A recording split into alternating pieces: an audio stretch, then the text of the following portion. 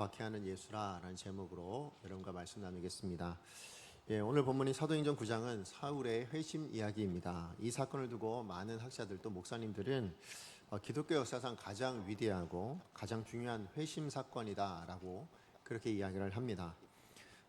사울의 회심을 두고 이렇게 이야기하는 이유는 아마 이 사울이라는 사람이 그 기독교 역사상 어떤 업적을 남겼던 인물인가라는 것에 대한 일치된 의견이 있기 때문에 그러지 않을까 생각합니다. 정말 지대한 영향을 미친 사람이다라는 부분에 모든 분들이 거의 다 일치하게 이야기를 합니다.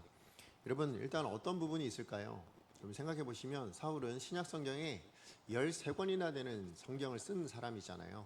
그러니까 신약 성경을 형성하는 데 있어서 굉장히 큰 역할을 감당했던 사람입니다. 자, 그런가 하면 두 번째로는 복음이 예수님의 말씀대로 사마리아와 땅끝을 향하여 가는 데 있어서 가장 혁혁한 지대한 영향을 미친 사람이 또한 바울이기 때문에 그렇습니다. 뿐만 아니라 여러분, 기독교의 시작은 어떤 분이 이러더라고요. 예수님이지만 그 예수님이 말씀하신 이 내용을 토대로 신학적인 체계와 또 그래서 그것이 열방을 향해 가도록 그렇게 전파한 것은 바울이기 때문에 어떻게 보면 기독교에 있어서 예수님 다음에 중요한 인물을 꼽으라 하면 바울이라 이야기할 수 있다라고 할 정도로 그렇게 위대한 사람이다라고 이야기를 합니다.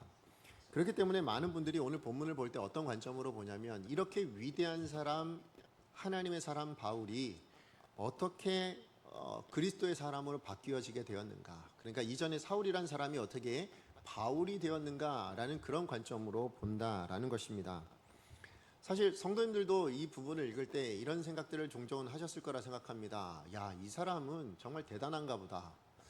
정말 그래도 바울 같은 사람이니까 이 사람은 떡잎부터 다르다, 싹부터 다른 것 같다, 이런 생각들을 하실 경우가 있을 거예요. 무슨 얘기냐면 그래, 이렇게 위대하게 쓰시는 하나님의 사람은 그렇게 하나님의 사람으로 변화되어지는 과정도 하나님이 직접 이렇게 나타나셔서 하실 만큼 뭔가 다르구나, 이렇게 다르게 특별하게 대우를 해주시는구나, 이런 생각들을 하시는 분들이 종종 있을지 몰라요. 근데 만약에 그렇다면 이런 생각을 가지신 분들이 반대로 생각되는 게 있습니다. 뭘까요? 그런 면에서 보자면 나는 그러지 않았으니까, 그렇죠? 내게는 이런 일이 일어나지 않았으니까 나는 평범한 사람, 아니면 평범한 것보다도 못한 사람이라는 어떤 자괴감, 이런 마음을 가질 수도 있다라는 것입니다. 자, 그런데 여러분, 지금 사울의 이 모든 인생에 대해서, 특별히 지금 사울이 바울 되어지는 이 회심의 순간까지도 우리는 뭘 가지고 지금 생각하고 있는 거냐면 그 바울이란 사람이 이루어낸 삶의 결과물을 가지고 과거를 비추고 있는 거잖아요. 그죠? 과거를 돌아보고 있는 거잖아요. 그렇게 생각하니까 뭐예요? 이것도 특별하다라고 생각을 하게 된다라는 것입니다. 그런데 정말 그러한가라는 거예요.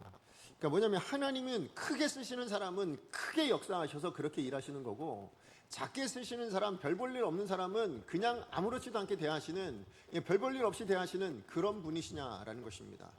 여러분, 정말 하나님이 그렇게 대하실까요? 저는 그러지 않다라고 생각합니다. 그런데도 많은 분들이 그렇게 생각하다 보니까 뭐예요? 메시지의 초점도 그렇게 갑니다. 위대한 하나님의 사람의 위대한 회심 사건이다, 이런 관점의 눈으로, 이런 제목으로 그냥 말씀을 나누는 일들이 굉장히 많다라는 것입니다. 근데 여러분, 정말 사도행전의 메시지가 이거 이야기하고 있는 거냐? 아니, 성경의 많은 메시지가 위대한 사람은 하나님께서 이미 위대한 어떤 능력을 가지고 있기에 그 사람을 점찍어서 그 사람에게 위대한 역사로 그렇게 함께 하시는 것이다, 이렇게 말씀하실까요? 그러지 않다라는 것입니다. 여러분, 우리가 지난주까지 살펴봤던 빌립이라는 인물을 예를 들어봐도, 여러분, 빌립이 처음부터 나는 사마리아를 책임지겠다, 하나님 제게 사마리아를 주십시오, 그러면서 기도하면서 준비해왔던 사람일까요? 아니죠. 그는 뭐예요? 여러분, 도망자였습니다. 그래서 저는 그런 생각을 해보게 됐어요. 뭐냐면 어떤 분에게 제가 한번 나눴었는데, 이 사마리아로 왜 들어갔을까 빌립이? 왜냐면 모든 유대인들은 그 혐오하고 그 땅을 피해서 도망 다녔는데 왜 빌립은 거기로 들어갔을까? 무슨 이유가 있고 사명이 있고 소명이 있어서 들어갔을까? 아니요.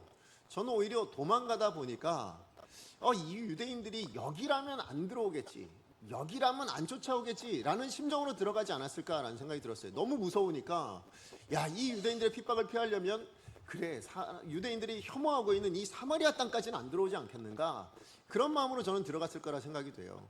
그런데 들어가 보니까 뭐예요? 여기도 믿지 않는 사람들이 있으니까 여기 하나님께서 내게 보내신 땅인가? 이런 마음이 들어서 뭐 한 거예요? 거기 복음을 전했을 때 대부흥의 역사가 일어난 겁니다. 뿐만 아니라 그렇게 주의 영에 이끌려서 또 어디로 갑니까? 광야로 가서 에디오피아 내시를 만나고 그를 복음화시키는 그 큰 역사를 이루어낸 것이, 여러분, 그가 계획하거나 아니면 정말 하나님 앞에 기도해서 금식해서 그래서 이루어낸 일들이 아니잖아요. 하나님이 이끌고 가신 거라는 거죠. 그러니까 지금 사도행전이 계속해서 성경 모든 곳에서 이야기하고 있는 것은 뭐냐면, 이 모든 역사의 주도권은 누가 가지고 있다라는 거예요. 하나님이 가지고 있지 사람이 아니었다라는 것입니다. 그런 의미에서 보면 하나님의 사람들이 어떤 위대한 능력을 가지고 있어서, 그래서 그 사람을 하나님이 들어서 위대한 역사를 만들어내신 것이 아니라는 거예요. 오히려 뭡니까? 어떤 사람이든 위대하신 하나님의 손에 붙들려서, 그래서 위대하신 하나님의 능력으로 그 사역을 감당하게 되어서 위대한 열매를 맺게 된 거죠. 그러니까 여러분, 위대한 사람이 없어요. 성경 어디에도 보십시오. 우리가 믿음의 조상이라고 이야기하는 그 수많은 위대의 위인들, 선배들 한번 보십시오. 대단한 사람들인가요? 업적은 어쨌든 우리보다 좀 나았을지 몰라도요, 그들의 면면을 보라보면 우리랑 별반 다른 게 아무것도 없어요. 그런 사람들이 어떻게 그런 열매를 그럼 맺게 되었는가? 무엇 때문입니까? 하나님의 위대하신 능력 때문인 거예요. 그러니까 위대한 사람이 성경에 있지 않습니다. 위대하신 하나님만 계실 뿐인 거예요. 그걸 드러내는 것이 성경의 목적이고, 오늘 사도행전도 그 얘기를 하는 겁니다. 이 세상에 있는 사람들을 구원하시기 위해서 위대하신 하나님이 어떻게 역사하고 계신가, 그것을 보라라고 말씀하시는 것이죠. 오늘도 본문은, 여러분, 오늘 우리가 살펴본 이 본문도 그런 관점에서 봐셔야 돼요. 그래야 하나님이 정말로 오늘 본문을 통해서 뭘 얘기하고 싶으신지 그 관점, 그 메시지를 우리가 정확하게 찾아낼 수 있다라는 것입니다. 자, 그렇다면 여러분, 훗날 이 사울이 바울이 되어지는 이 회심 사건을 통해서 그러면 하나님이 오늘 우리 가운데 말씀하시고자 하는 건 뭘까? 어떤 메시지를 주고 싶으실까요? 이걸 두 가지로 좀 여러분과 함께 나누길 원합니다. 자, 첫 번째입니다. 첫 번째 메시지는 뭐냐면, 하나님 손에 붙들리면 어떤 사람이라도 뭐예요? 변화될 수밖에 없다라는 거예요. 여러분, 오늘 본문에 나오는 이 사울 이야기는 사실 처음 나온 게 아니죠. 여러분, 이미 이전에 우리가 한번 살펴봤을 때 사울에 대한 이야기가 나왔었어요. 언제였습니까? 스데반이 순교당하고 있는 그 순간에. 스데반이 수많은 사람들의 군중에 이끌려서 그래서 산헤드린 공의회에서 이제 재판을 받게 됩니다. 그때 거짓 증인들이 와서 결국 신성 모독이다라는 걸로 이제 돌로 쳐 죽이기로 했어요. 자, 그때 그 돌을 가장 먼저 들어 쳐 죽인 사람이 누구냐면 거짓 증인들이에요. 근데 그 증인들이 뭘 하냐면 자기들의 겉옷을 사울의 발 앞에 내려놨다라고 이야기를 합니다. 여러분, 이 무슨 얘기냐? 사울은요, 스데반이 죽는 그 모든 과정을 처음부터 끝까지 다 가장 가까운 곳에서 보고 있었던 사람이라는 거예요. 그런데 그 과정을 보면서 사울의 마음에 어떤 마음이 있었냐? 그렇게 돌에 맞아 죽어가는 그 스데반을 바라보며 그가 가지고 있었던 마음이 뭐였냐? 우리 8장 1절 말씀 같이 한번 읽어봅니다. 시작. 사울은 그가 죽임당함을 마땅히 여기더라. 네, 여기까지만 읽을게요. 어떤 마음이었다고요? 그래, 죽어서 마땅해. 죽어 마땅한 놈이었어. 이런 마음으로 지금 그 광경을 보고 있었던 거예요. 쌤통이다. 잘 됐다. 정말 제대로 됐다. 지금 이런 마음으로 스데반이 죽어가는 과정을 보고 있었다라는 것입니다. 왜 그럴까요? 이 사람이 이렇게 죽는 것이야말로 하나님을 위한 것이다 생각한 거예요. 자기가 그렇게 온전하게 믿고 있었던, 정말 완전하게 믿고 있었던 유대교를 위한 길이라고 그렇게 생각했기 때문에 그렇다라는 것이죠. 바로 그리고 이 스데반의 순교 이후에 어떻게 됩니까? 결국 예루살렘 안에 극심한 박해가, 커다란 박해가 일어나고요. 그 극심한 박해에 가장 선봉에 서서 일했던 사람이 누굴까요? 그게 바로 또 사울이었습니다. 자, 우리 사도행전 8장 3절 말씀 같이 한번 읽어봅니다. 시작. 사울이 교회를 참멸할세 각 집에 들어가 남녀를 끌어다가 옥에 넘기니라. 지금 그에게는 어떤 확신이 있냐? 이 예수 믿는 사람들은 유대교에 있어서 하나님에 대하여 온전치 않은 이단, 아니면 정말 나쁜 짓을 한 악의 어떤 주축, 이런 식으로 생각했던 것 같아요. 그러니까 뭐예요? 예수 믿는다, 예수를 따른다, 그러면 다 죽어 마땅한 사람으로 생각해서 잔멸했다고 이야기합니다. 그 한 사람도 남기지 않고 다 죽이려고 생각을 했었다라는 것입니다. 자, 그래서 그렇게 잔멸하고 있었던 이 사울이 오늘 본문에 등장할 때 어떻게 등장하고 있냐? 우리 1절 말씀 같이 한번 읽어봅니다. 시작. 사울이 주의 제자들에 대하여 여전히 유혹과 사기가 동능하여 내 지성에 가서 네, 자 이게 무슨 얘기냐면, 근데 여러분 오늘 본문에 있는 내용은 그냥 사울이 이렇게 시작하지만, 여러분 헬라어 원어에는 대라는 접속사가 붙어 있어요. 이 대라는 접속사가 뭐냐면 그러나라는 의미가 있습니다. 그러니까 그러나 사울은 이런 의미예요. 자, 무슨 얘기일까요? 앞서 있는 것과 뭔가 반대된 일이 사울을 통해서 일어났다, 이런 의미잖아요. 그러면 앞서 어떤 내용이 있었어요? 하나님께서 빌립을 통하여 사마리아의 대붕의 역사를 만들어 주셨고, 뿐만 아니라 에디오피아 내시까지 복음을 되어지는 구원받는 그런 역사가 일어났었어요. 그러니까 예수 그리스도의 복음의 능력이 여전히 예루살렘을 넘어 이제는 사마리아를 향하여서 그렇게 흘러가고 있는 그 위대한 역사가 일어나고 있는 그 순간에, 그러나 사울은 뭐 했다고요? 그것 때문에 더 혈기가 등등해졌다는 거예요. 무슨 얘기일까요? 복음이 이렇게 확장되어지는 소식을 들을 때마다 이거 가만둬서는 안 되겠다는 거예요. 이거 반드시 내가 다 없애버려야 되겠다. 이거 마치 막 이렇게 누룩이 점점 퍼지는 것처럼 그렇게 이 잔당들이 늘어나고 있는 것을 보니 도저히 그냥 있을 수 없다. 이런 다 죽여버려야 돼. 이런 마음이 더 크게 되었다라는 것이죠. 사울의 살기가 얼마나 등등해졌는가, 이것에 대해서 더 이어지는 2절 말씀에 보면 더 자세히 나옵니다.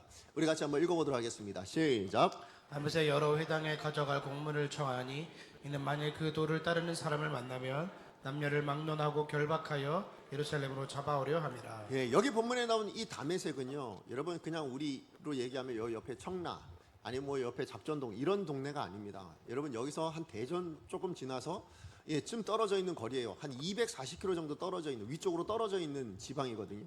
근데 그것도 이스라엘 내가 아니에요. 여러분 여기 다메섹이라는 것이 옛날 구약 시대는 아람이라는 나라의 도시였어요. 수도였단 말이죠. 자, 그런데 지금 이 예수님 때에는 뭐였냐면 로마 제국에 이제 점령이 되어서 로마가 지배하고 있던 그런 도시였습니다. 자, 그런데 그 도시에 여러분 어떤 일이 있었냐면, 이전에 그 디아스포라 유대인들이 있었다고 얘기했죠. 이스라엘이 멸망했을 때. 그때 이 다메섹이라는 곳에 많은 사람들이 그렇게 피해 갔던 것 같아요. 근데 거기 머물러 있었던 사람들, 예수님 당시에 몇 명이 있었다고 얘기하면 한 4만 명 정도가 머물렀대요. 그리고 이제 그 역사가를 통해서 보면 30개가 넘는 회당이 거기 있었다고 이야기합니다. 자, 그러니까 예루살렘 안에 그렇게 큰 박해가 일어났을 때에 그 많은 유대인들이 어디를 도망갔을까요? 아무래도 많은 유대인들이 살고 있는 그 다메섹에 많은 사람들이 도망을 갔었던 것 같습니다. 자, 그런데 그 도망간 사람들이 거기서 그러면 조용히 숨죽여 살았냐? 그러지 않다라는 거예요. 거기서 뭐 했어요? 복음 증거했다라고 이야기하잖아요. 그들이 가는 곳곳마다 복음을 증거했다고 이야기합니다. 그 복음 증거하는 일들을 통하여서 그 다메섹에 있는 유대인들 중에서도 예수 믿는 사람들이 엄청나게 많아지는 거예요. 근데 그 소식이 어디까지 들려진 겁니까? 예루살렘까지도 들려지게 된 거예요. 지금 예루살렘은 이제 성도들이 다 없어졌어요. 다 흩어졌어요. 자, 그러니까 이제 여기는 대충 정리가 된 것 같아요. 근데 지금 사울에는 듣기에는 아니 지금 사마리아를 비롯해서 지금 곳곳마다 지금 예수 믿는 사람들이 늘어나고 있다. 그래? 그럼 내가 다 죽여버려야지, 이런 마음을 가지고 있는 그 순간에 다메섹의 이야기가 들리니까 지금 뭐라고 얘기하고 있는 거예요? 대제사장 찾아가가지고, 대제사장님 저에게 권한을 좀 위임해 주십시오. 그러면 제가 가가지고 그 예수의 잔당들을 다 싹 잡아다가 데리고 와서 여기서 다 우리 죽여버렸으면 좋겠습니다. 그래서 좀 주십시오. 그걸 지금 요청하고 있었다라는 것입니다. 여러분 여기서 한번 생각해 보세요. 240km가 여러분 만만한 거리일까요? 지금이야 우리는 KTX를 타고 아니면 차를 타고 이렇게 움직일 수 있지만 그 당시엔 뭐예요?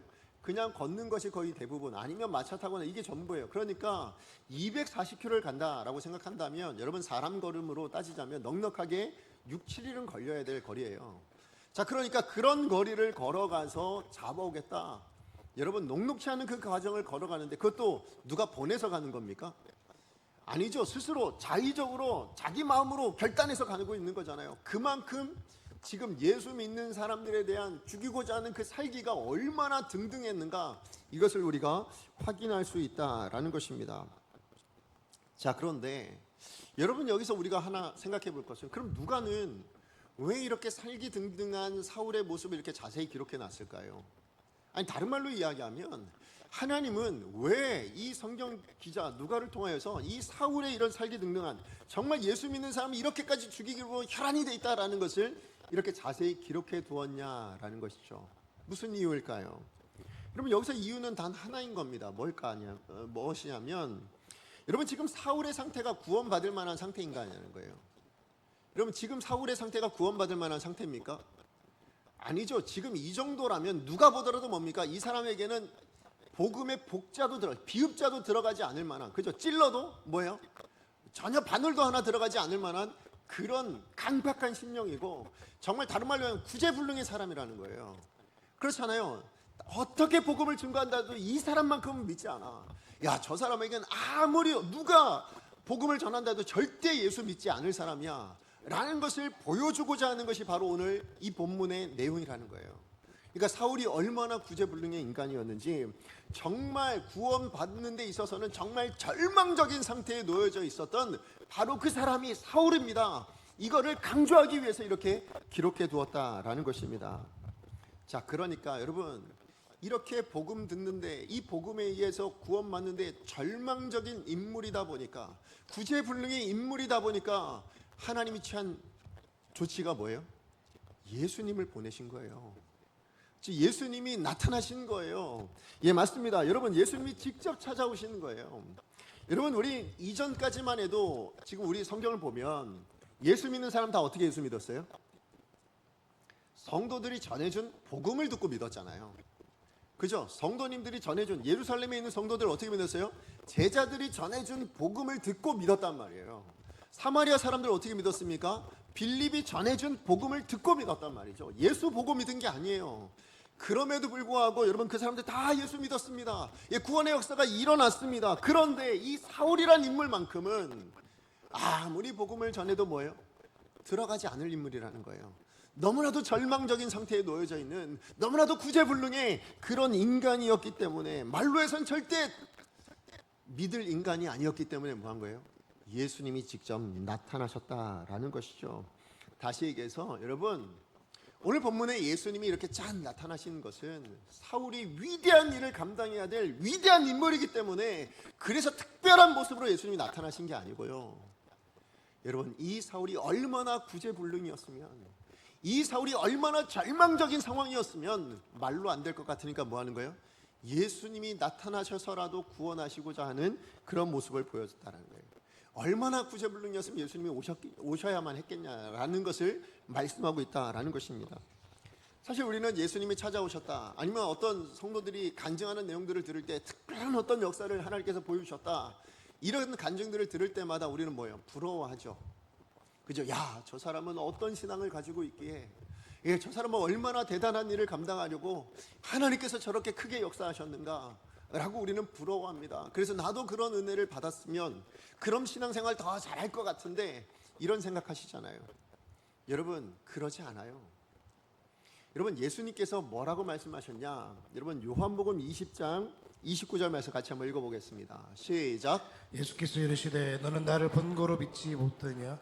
믿는 자들은 복되도다 하시니라. 예, 본고로 믿느냐? 보지 못하고 믿는 자들은 뭐하다고요? 복되다. 여러분 예수님이 인정하시는 복된 인생은 어떤 인생입니까? 예, 체험을 하고 예수님 직접 나타나셔서 그래서 예수 믿는 사람입니까? 아니면 누구라도 전해준 그 복음을 듣고 믿는 사람이 복된 사람입니까? 여러분 예수님이 인정하시는 사람은요, 예수님이 인정하시는 복된 인생은요, 그냥 복음을 듣고 믿는 사람인 거예요. 그러면 오늘 본문으로 따지자면 사울이 복된 인물입니까? 아니면 여러분 이전에 믿었던 예루살렘 성도들, 사마리아 사람들이 더 복된 인생입니까? 사마리아 사람들이 복된 인생인 거예요. 그렇게 따지면 오늘 이 자리에 있는 여러분, 이 자리에 있는 우리 모든 성도님들은 사울과 비교하면 여러분이 예수님께 더 복되다 인정받는 사람들이신 거예요. 왜요? 우리가 예수 보고 믿은 거 아니잖아요. 여러분 예수님 만나고 믿으신 분 계세요? 안 계시죠? 우린 다 누군가 전해준 복음을 듣고 믿은 거잖아요. 그죠? 우리는 보지 못하고 믿은 인생들입니다. 그런 인생을 향하여 예수님께서 뭐라고요? 복되다라고 말씀하셨어요. 예, 맞아요. 우리는 그만큼 복된 인생인 겁니다. 누구 앞에서요? 하나님 앞에서. 여러분, 여러분이 느끼시기에는 내가 어떤 모습이고 내가 어떤 삶의 현실을 가지고 있다 뭐 여기실지 모르겠지만, 여러분 우리 예배드리는 우리 이 자리에 있는 여러분들은요, 예수님의 기준에서 보자면 너무나도 복된 인생이라는 거예요. 예, 복되다 인정받는 그런 분이 저와 여러분이라고 오늘 본문이 이야기하고 있다라는 것입니다. 자, 그런데 여기서 우리가 하나 확인할 건 뭐냐면, 자, 그렇다면 이렇게 구제불능인 인간, 정말로 복되다 할 수 없을 만한 그런 인간임에도 불구하고, 그런 절망적인 인간임에도 불구하고 오늘 하나 확인하는 건 있잖아요. 뭐예요? 하나님이 붙드시니까 어떻게 된다? 변화되더라라는 것이죠. 그죠? 하나님이 붙드시면 아무리 구제불능이 되고 아무리 절망적인, 정말 바늘 하나도 들어갈 것 같지 않은 그런 인생도 바꾸시더라, 변화시켜 주시더라, 구원하시더라. 그게 바로 우리 하나님이시더라. 그걸 알려주고 계신다라는 것입니다. 예, 맞아요. 하나님의 사랑이 이기지 못할 인생이 있을까요? 여러분, 하나님의 손길을 뿌리칠 수 있는 인생이 있겠습니까? 없다라는 것을 알려주고 계신 거예요. 제가 지난 주 중에 장례가 이제 2번 있었어요. 근데 그 중에 하루 안에 이제 그러니까 같은 날 안에 이제 장례가 2건이 생겼는데, 근데 어쨌든 그 한 번의 장례는 때문에 제가 대전을 내려갔다 왔거든요. 근데 그때 이제 권사님 연락이 오셨는데 뭐였냐면, 가족 중에 아무도 예수를 안 믿으시는 거예요. 심지어 아버지가 소천하셨는데 아버지도 예수를 안 믿으셨어요. 근데 그 아버지는 더더군다나 거기서 그 가정 안에서 유일하게 믿고 있는 분은 그 권사님 한 분이셨는데, 어렸을 때부터 그렇게 교회 다니시는 걸 핍박하셨던 분이셨대요. 그런데 이제 어쨌든 아버님이 소천하신 거예요. 그래서 제가 이제 장례 소식을 듣고, 그래서 모든 유족들이 다 위로 예배든 뭐든 예배는 안 드렸으면 좋겠다라고 이야기를 하셔서, 그래서 조문만 하게 된 겁니다.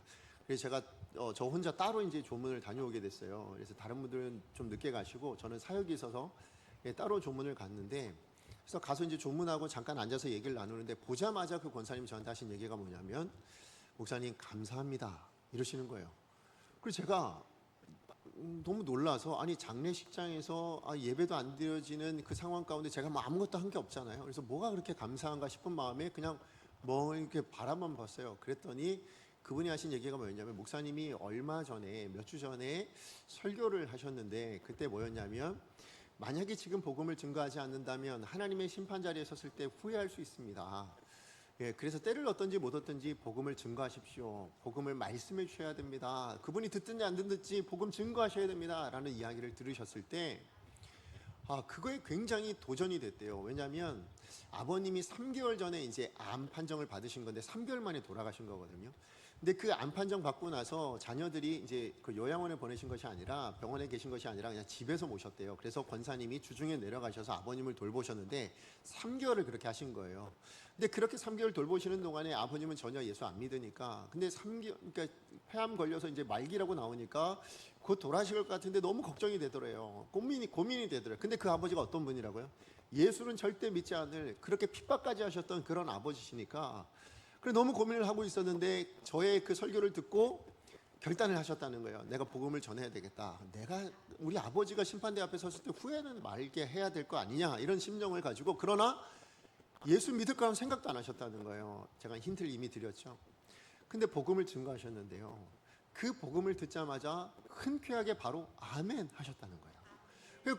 권사님 너무 놀라셔가지고, 아버지 다시 한 번만 말씀해 달라고 했더니 아멘 똑같이 얘기하셨다는 거예요. 그래서 예수 믿고 너무 평안하게 소천하셨다고.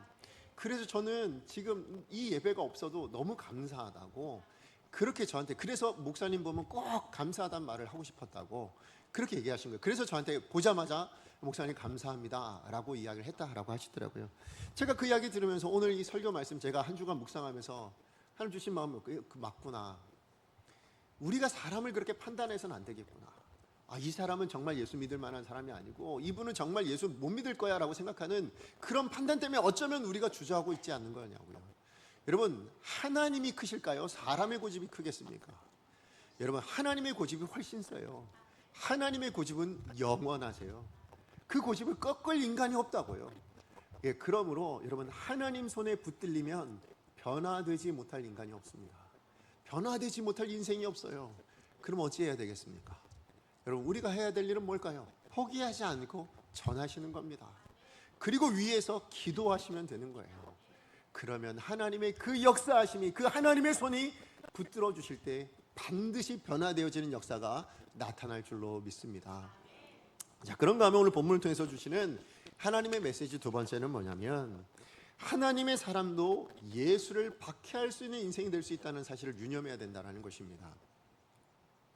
여러분, 예루살렘 교회를 잔멸했던 이 사울이 이제는 뭐예요? 이제 다메섹에 있는 그 성도들, 구원받는 사람들이 있다는 소식을 듣고 그들을 또 잔멸하기 위해서 뭐예요? 이제 대제사장의 위임을 받아서 240km의 거리를 걸어갑니다. 이제 출발을 했습니다. 예, 그 출발하는 그 과정 안에 어떤 마음이 있겠습니까? 아마 결심을 다 잡았을까요? 도착하기만 해봐라. 내가 싹 다 잡아다가 예루살렘을 끌고 와가지고 다 죽여버리겠다. 이런 마음으로 가지 않았을까요? 예, 드디어 이제 예루살렘 성 앞에, 다메섹 가까이 왔습니다. 다시 한번 결심을 다 잡고 있는 그 순간에 누가 나타나세요? 예수님이 나타나십니다. 그 내용이 3절에 4절이죠. 우리 같이 한번 읽어보겠습니다. 시작. 사울이 길을 가다가 다메섹에 가까이 이르더니 후련히 하늘로부터 빛이 그를 비춰 땅이 엎드러져 들음에 소리가 있어 이르시되 사울아 사울아 내가 어찌하여 나를 박해하느냐 하시거늘. 예, 예수님이 이미 부활하셔 승천하셨잖아요. 근데 그 부활하신 예수님, 그 승천하신 예수님이 빛으로 사울에게 찾아오셨다라는 것입니다. 예, 맞아요. 그 예수님 앞에, 하나님 앞에 섰을 때 어떤 인간이 바로 서 있을 수 있을까요? 그럴 수 없죠. 그러니까 살기 등등했던 이 사울마저도 뭐예요? 그 빛 대신 예수님 앞에 무릎을 땅에 엎드려지게 되죠. 자, 근데 그 빛 가운데서 음성이 들려집니다. 어떤 음성이 들려집니까? 사울아 사울아 내가 어찌하여 나를 박해하느냐. 여러분, 이 음성이 들려졌을 때에 사실 사울의 입장에서 뭐예요? 그게 누가 이야기하는지 도무지 몰랐어요. 예수님인 줄 몰라요. 그죠? 사울아 사울아 내가 나를 왜 박해하느냐라고 이야기했을 때에 누가 얘기하는 거야? 라는 심정과 함께 또 어떤 생각이 들었을까요? 내가 누구를 박해했다고? 이런 마음이 들지 않았을까요? 뭘 어떻게 박해했다고 지금 나를 박해했다고 이야기하는 거야? 이런 생각이 들었을 겁니다. 자, 그래서 사울이 빛 속에서 지금 말씀하시는 그 음성을 듣고 그 말씀하시는 이를 향하여 이렇게 질문을 하죠. 뭐라고 질문합니까? 5절 말씀 같이 한번 읽어보겠습니다. 시작. 대답하되 주여 누구시니까? 이르시되 나는 내가 박해하는 예수라. 예, 지금 그 빛 속에서 말씀하시는 분, 누군지 모르는 그분에게 묻습니다. 당신이 누구이십니까? 이렇게 물었나요? 아니죠. 뭐라고 묻습니까? 주여 누구시니까? 여기 나오는 이 주여라는 말은 퀴리에라는 말입니다. 퀴리오스라는 부분인데요. 근데 혹격으로 이제 퀴리에 이렇게 이야기하는데, 여러분 이 말은 뭐냐면 주님, 주인이라는 의미예요. 자, 그런데 이 말이 단순히 그냥 상대방을 높이기 위해 한 말이 아닙니다. 지금 사울은 뭐예요? 갑자기 하나님의 임재가 일어난 것 같은 상황 가운데 뭐예요? 지금 신성과 그 권위 앞에 굴복당해서 마치 하나님 앞에 묻는 것처럼 그렇게 부르고 있는 겁니다.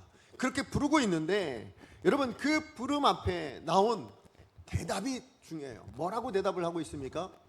나는 내가 박해하는 예수라. 여러분, 이 말을 들었을 때 사울은 어떤 심정으로 받았을까요? 그야말로 청천벽력 같은 이야기였을 것이고, 또 한편으로 뭐냐면 너무나도 의아한 이야기였을 겁니다. 무슨 얘기냐? 왜 청천벽력 같을까요? 여러분, 지금 사울은 그가 확신하고 있는 바 예수는 어떤 사람이었다고요? 그냥 저 나사렛 출신의 이단이었다고요. 이단의 수괴라 생각했단 말이에요. 미쳤거나 아니면 신성모독하고 있는 그런 이상한 사람이라고 생각했어요. 그러다 보니까 이건 죽어 마땅하다 생각했단 말이죠. 그런데 그 예수가 십자가에 못 박혀 죽었는데 그 예수를 따라다니고 있는, 여전히 예수가 주라고 이야기하고 있는 이 사람들, 이 사람들은 완전 미친 거 아니냐. 그러니까 뭐예요? 죽이려고 살기가 등등해서 다녔단 말이죠. 그러니까 이 사울에게 있어서 예수님은 메시아가 아니었어요. 그냥 이단의 어떤 수괴 정도였단 말이에요. 그걸 확신하고 있었단 말이죠. 그런데 지금 이 말씀하시는 그 순간에 찾아오신 예수님을 바라보며 깨닫게 된 겁니다. 뭐요? 내가 가지고 있던 이 확신이 틀렸구나 하죠. 내가 예수는 메시아가 아닌 줄 알았는데 바로 그분이, 그 십자가에 달려 죽으셨다는 그분이 메시아가 맞고 그리스도가 맞고 하나님의 아들이심이 맞구나. 그분이야말로 하나님이셨구나. 이걸 확인하게 됐으니 그야말로 청천벽력 같은 이야기죠. 자기의 확신이 완전히 무너져버린 상황이잖아요. 예, 맞아요. 얼마나 그게 충격적이었던지. 여러분, 그래서 뭐예요? 이후에 사흘 동안 식음을 전폐했다고 이야기합니다.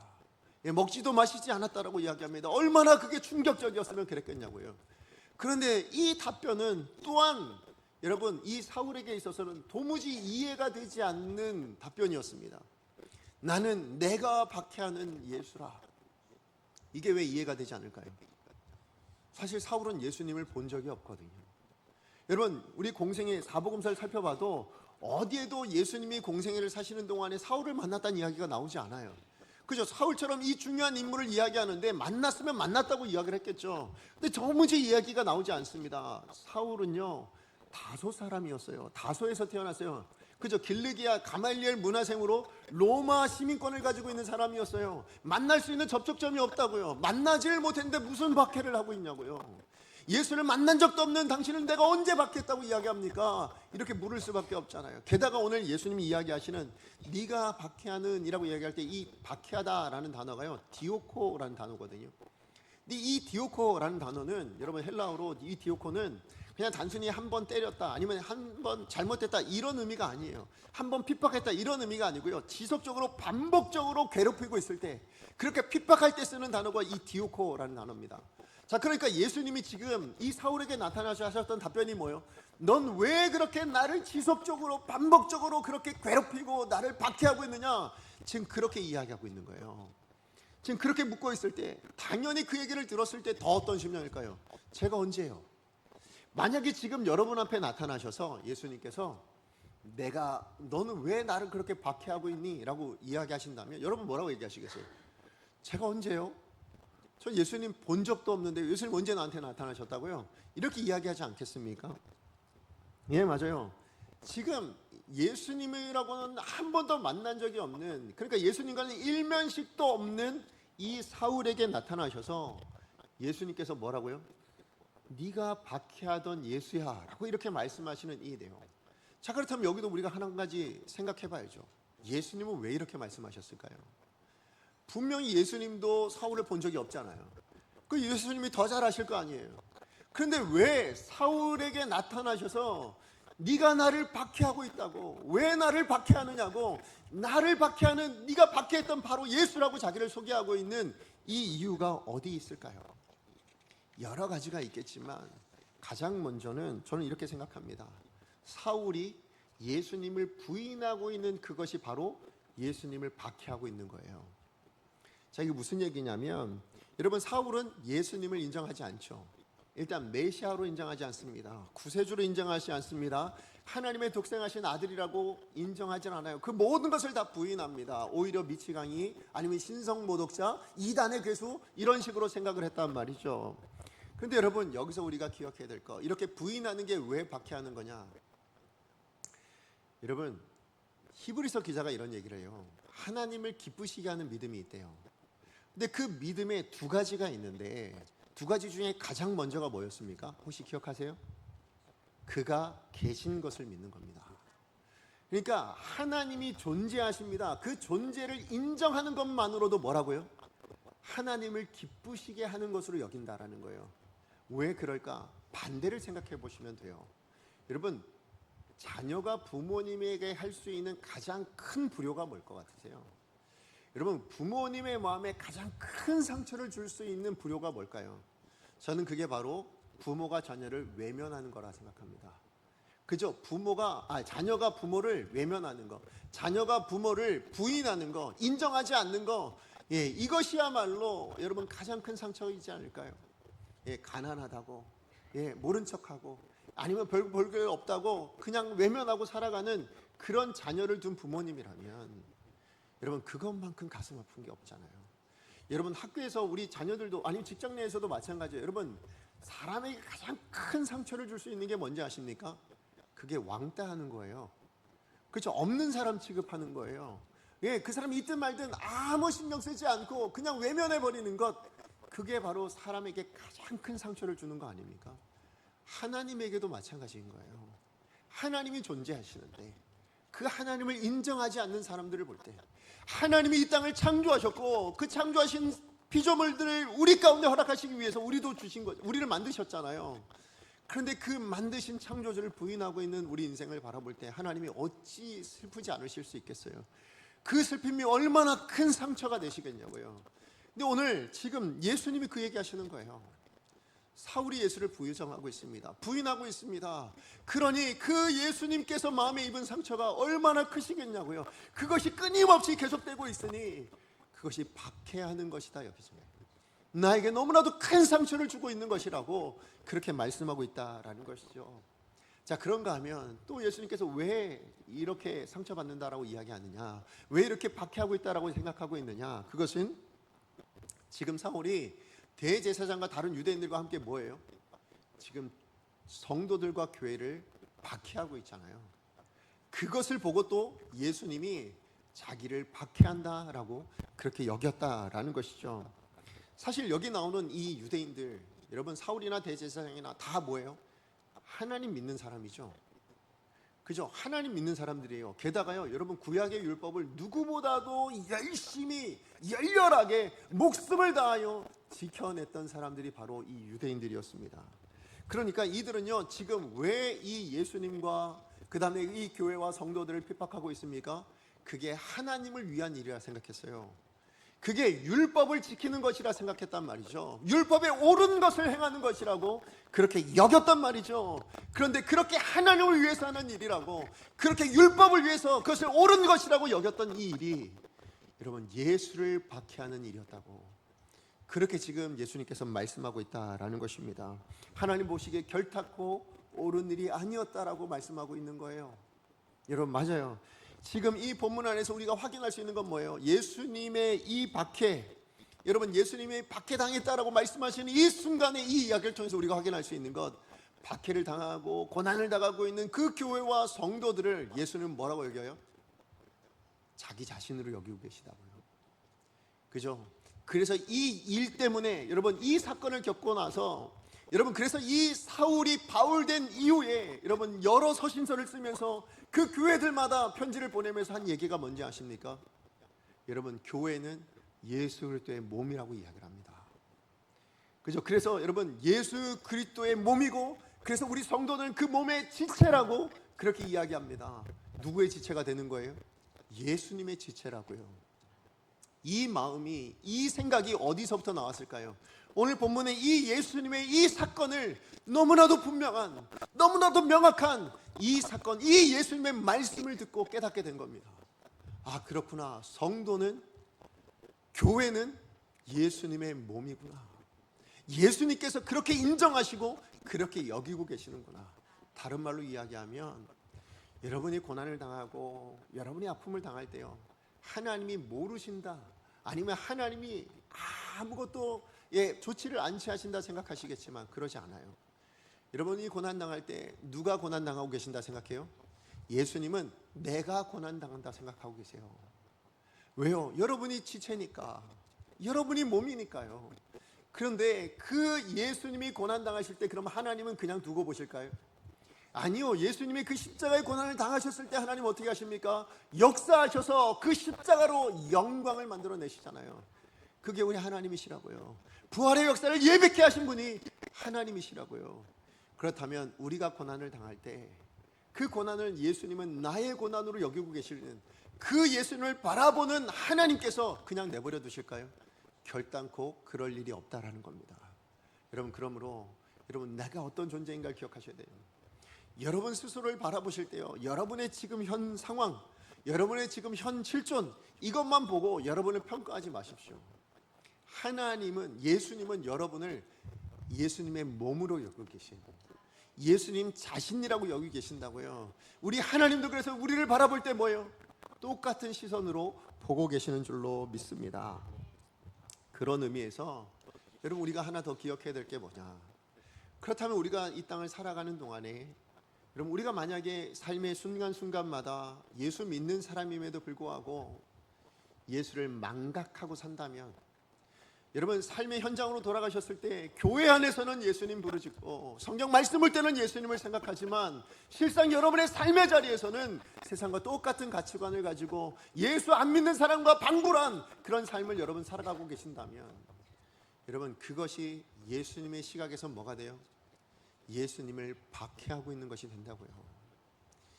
예수님을 부인하고, 아니 외면하고, 아니 망각하고 그렇게 살아가고 있다면 그 사실이 이미 예수님께는 상처가 되고 있다고요. 그것이 나를 박해하고 있는 것이라고, 디오코라고 그렇게 말씀하고 계신다고요. 뿐만 아니라 여러분 가정 안에서 여러분이 예수 믿는 사람이시잖아요. 근데 그 가정 안에서 여러분 정말 형제 자매가 서로 하나 되어지지 못한다면, 여러분 사랑의 모습이 되어지지 않는다면 그것 또한 예수님이 뭐라고 여기실까요?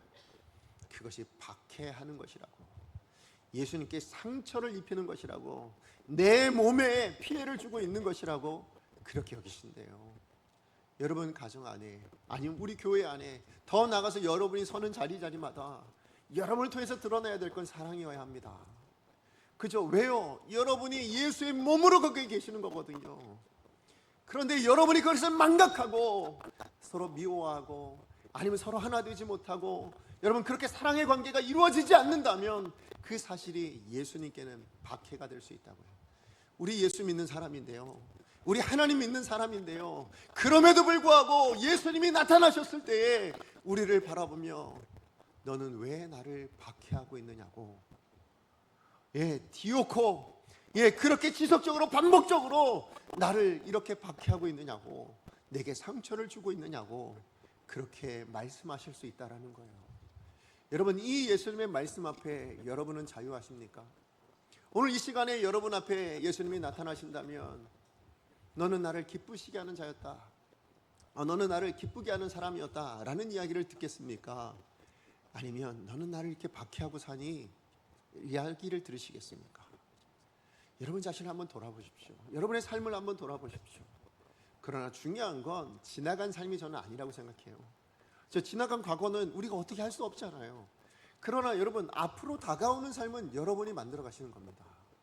지금 내가 어떤 선택을 하고 내가 무엇을 결정하느냐에 따라, 내가 어떤 삶을 살아내느냐에 따라 여러분 앞으로 우리의 삶은 변화될 수 있는 거 아니겠습니까? 그렇다면 과거까지는 어땠는지 모르겠지만 과거의 일들은 예수님이 나타나셨을 때 너는 왜 나를 박해하느냐 라고 이야기를 들을지 모르겠지만 앞으로 다가오는 삶에 대해서는 우리 이런 얘기 듣지 않아야 되지 않을까요?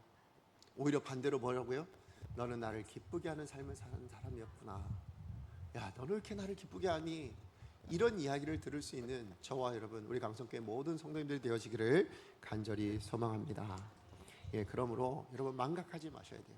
예수 믿어도요 예수 박해하는 사람 될 수 있다고요. 우리가 하나님을 믿는다 이야기하지만 여러분 그게 전부가 아니더라고요. 우리의 삶으로 언제든지 예수를 박해하는 인생이 되어질 수도 있다라는 것, 우리가 그것을 기억하면서 예수 박해하는 인생으로 평가받지 않고 오히려 예수님이 우리 가운데 찾아오셨을 때, 우리가 하나님 나라 앞에 섰을 때 나를 기쁘게 하던 사람이 이제 왔구나, 그래 나를 참 기쁘게 하다가 이제 잘 살다 왔네, 이런 이야기를 들으실 수 있는 저와 여러분 되어지기를 소망합니다. 어찌하면 되겠습니까? 여러분의 삶의 자리에서 예수님 인정하십시오. 예수를 드러내십시오. 그래서 우리를 뭐라고 부르셨어요? 세상의 빛이라고 말씀하셨어요. 세상의 향기라고 말씀하셨어요. 누구의 향기요? 그리스도의 향기라고요. 여러분을 통해서 그리스도가 드러나셔야죠. 뿐만 아니라 여러분 우리가 만나는 자리, 내가 선 자리는 어느 자리가 되었든 거기에 성령의 열매가 맺혀야 될 줄로 믿습니다. 사랑이 드러나야 되고요, 화평이 나타나야 되고, 희락이 나타나야 되고요, 자비가 나타날 수 있고 절제가 나타날 수 있는 그런 자리가 되어야 됩니다. 그래야 그렇게 해서 하나 되어지고 그렇게 한 몸이 되어질 때 뭡니까? 그 몸을 향하여 예수님이 기뻐하신다라고 말씀하시겠죠. 그렇게 예수님의 기쁨을 이루어갈 수 있는 우리 강성의 모든 성도들 되어지기를 간절히 축복합니다. 말씀의 결론을 맺습니다. 여러분 우리는 정말 사울과 같은 사람이었을지 몰라요. 그런데 하나님의 손에 붙들려서 뭐예요? 우리가 구원받은 하나님의 사람으로 이 자리에 서 있습니다. 그러니까 여러분 예수님의 말씀을 듣고 그래도 우리는 믿은 사람들이잖아요. 그죠? 그래서 여러분 어떤 존재라고요? 예수님이 인정하시는 복된 인생들이십니다. 근데 이 복된 인생이 지금 구원받은 것으로 끝나셔는 안 돼요. 앞으로 우리에게 주어진 삶들도 뭐예요? 하나님을 기쁘시게 하는, 예수님을 기쁘시게 하는 인생으로 살아내므로 그 복됨을 날마다 누리며 살아가는 저와 여러분 되어지기를 간절히 소망합니다. 그것을 위해서 하셔야 될 일이 뭐라고요? 예수 드러내십시오. 예수의 향기를 나타내십시오. 예수님을 인정하십시오. 그리고 여러분 그 삶의 어느 자리가 되었든 열매를 드러내십시오. 예수 믿는 사람의 열매요. 그리할 때 여러분의 삶을 바라보며 박해하는 인생이 아니라 디오코하는 인생이 아니라 나를 기쁘게 하는 인생이다 라고 인정받을 수 있는 복된 인생이 될 줄로 믿습니다. 우리 그렇게 살아내기를 결단하는 이 시간 되어지기를 간절히 소망합니다. 우리 말씀 기억하며 함께 찬양하기 원합니다. 나 주님의 기쁨 되기 원하네. 내가 원하는 한 가지. 여러분, 우리 땅을 살아가면서 딱 한 가지만 기억하자면 이거여야 되는 거예요. 저 하나님의 영광 드러내기 원합니다. 저 하나님의 기쁨 되기 원합니다. 이것이 우리의 삶의 목적이어야 될 줄로 믿습니다. 우리 그런 마음을 가지고 함께 찬양합니다.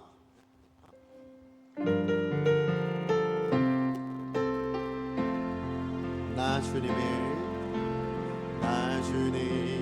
기쁨 되기 원하네.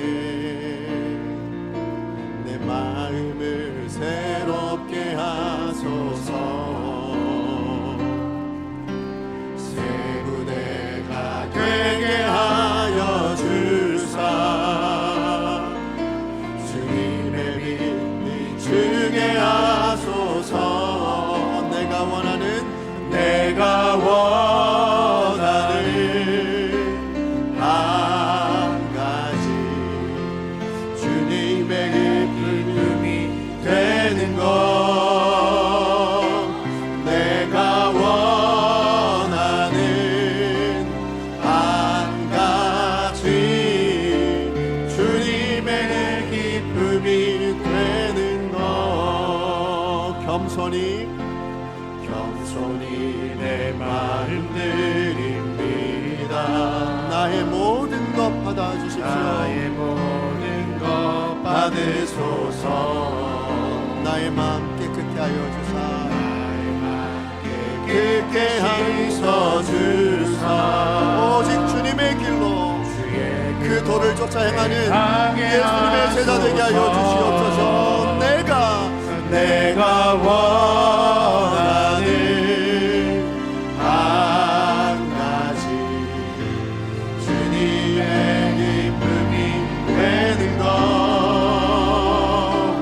내가 원하는 한 가지. 주님의 기쁨이 되는 것. 우리 이 시간에 말씀 기억하며 함께 기도하기 원합니다. 우리는 하나님의 손에 붙들려서 복된 인생으로 그렇게 구원받은 하나님의 사람들입니다. 그런데 우리의 삶을 돌아보면 그 구원받은 은혜를 가지고서도 예수를 박해하고 있는, 예수를 지속적으로 디오코하고 있는 그런 우리네 삶이 있다라는 것을 오늘 말씀을 통해서 보게 하여 주신 줄로 믿습니다. 그러나 하나님이 기대하시는 것은 나를 기쁘게 하는 삶이라고, 나를 영화롭게 하는 삶이라고 그렇게 말씀하고 계시죠. 오늘 여러분에게 주시는 하나님 아버지의 음성이 이 말씀인 것을 여러분 들으셨으면 좋겠습니다. 그래서 여러분의 삶의 자리에서 여러분이 하셔야 될 건 이거예요. 예수님의 향기를 드러내십시오. 예수 사람임을 드러내십시오. 그걸 드러낼 수 있는 방법은요, 여러분, 성령의 열매를 맺는 겁니다. 우리 인격의 열매를 맺는 겁니다. 그렇게 내가 손자리에서 사랑이 드러나고, 여러분, 내가 손자리에서 정말 하나된 몸이 되어지는 역사가 나타나는 것, 예수의 몸을 예수의 몸답게 아름답게 가꾸어내는 것, 그것이어야 되는 줄로 믿습니다. 하나님, 그런 인생 살아갈 수 있도록, 그래서 하나님, 지금부터는 예수를 즐겁게 하며 예수를 기쁘게 하며 오직 하나님을 기쁘시게 하는 사람으로 내 매일을 살아낼 수 있도록 주님 나와 함께하여 주시옵소서. 주여 은혜를 주옵소서. 외치고 하나님 앞에 기도합니다. 주여 은혜를 주옵소서. 하나님, 시간 좀 앞에 기도하며 나아갑니다. 하나님, 오늘도 우리에게 말씀하신 하나님, 우리에게 하나님 역사하신 하나님 감사합니다. 내게 허락하신 하나님의 말씀이 내게 주신 말씀으로 듣기를 원합니다. 내게 허락하시는 말씀으로 듣기를 원합니다. 하나님, 정말 내가 손자리에서 하나님, 정말 나 같은 사람도 하나님의 손에 붙들려서 구원받은 하나님의 사람이 되었는데, 하나님, 그러므로 앞으로 내가 그 예수의 손에 붙들린 사람으로서 하나님을 기쁘시게 드릴 수 있고 하나님을 영원하게 드릴 수 있는 삶을 살아낼 수 있는 우리 강사의 모든 성도들 되어지기를 간절히 소망합니다. 하나님 그렇습니다. 정말로 우리의 삶이 지나온 날들이 어떠하든 상관없습니다. 이제 앞으로 우리의 남은 날들을 하나님을 기쁘시게 하기 위하여 하나님의 날마다 주어진 삶의 자리에서 예수를 드러내며 예수의 향기를 나타내며 하나님 예수 믿는 사람으로서의 언제나 삶의 인격에 그 성령의 열매를 맺어낼 수 있는 그날을 내 사람 다 될 수 있도록 주님 도와주시옵소서. 주님을 기대합니다. 사랑하는 하나님 감사합니다. 오늘도 하나님의 말씀을 통해서 하나님의 음성 들리게 해주셔서 감사합니다. 나를 향한 하나님 아버지의 마음을 알게 해주셔서 감사합니다. 그러나 예수의 손에 붙들려 구원받은 복된 인생임에도 불구하고 우리의 삶의 자리에서는 하나님을 기쁘시게 하지 못하고 오히려 하나님 예수님으로부터 사울에게 들려주셨던 어찌하여 나를 박해하느냐고 어찌하여 나를 이렇게 큰 상처를 주느냐고 하시는 그 음성이 바로 나에게 주시는 하나님의 말씀인 것을 깨닫게 하셨습니다. 하나님 과거에 우리의 모습이 그러했다 할지라도 하나님 바로 직전까지 우리의 모습이 그랬다 할지라도 하나님 이제 우리에게 다가오는 우리의 삶은 변화시켜 줄 수 있기를 소망합니다. 하나님 그러므로 우리 안에 계신 성령님 역사하여 주시옵소서. 성령의 충만함을 허락하여 주시옵소서. 그래서 하나님 흔들리고 넘어지는 내가 아니라 하나님 내 삶의 자리에서 예수를 붙들고 하나님 내 안에 계신 성령의 도우심을 따라 하나님 넘어지지 않는 인생 될 수 있도록 하나님을 기쁘시게 할 수 있고 영원롭게 할 수 있는 인생 될 수 있도록 주님 축복하여 주시옵소서. 하나님 그것을 위해서 내게 주어진 삶의 자리마다 예수를 드러내길 원합니다. 예수의 향기를 드러낼 수 있는 사람, 예수의 빛을 드러낼 수 있는 사람, 하나님 소금의 역할을 감당할 수 있는 우리 강성의 모든 성도님들 다 되게 하여 주시옵소서. 그래서 그 있는 자리마다 사랑이 피어나게 하시고 기쁨이 넘치게 하여 주시옵시고 하나님 화평의 자리가 될 수 있게 하여 주시옵시고 하나님 그래서 정말로 자비가 드러날 수 있는 그런 성령의 열매들이 맺어지는 복된 자리가 될 수 있도록 복된 삶이 될 수 있도록 복된 하나님의 사람들이 될 수 있도록 축복하여 주시옵소서. 그래서 하나님이 인정하시는 복되다 하신 그 삶을 매일매일 살아낼 수 있는 귀한 하나님의 사람들 다 되게 하여 주시옵소서. 예수님의 이름으로 기도합니다. 아멘.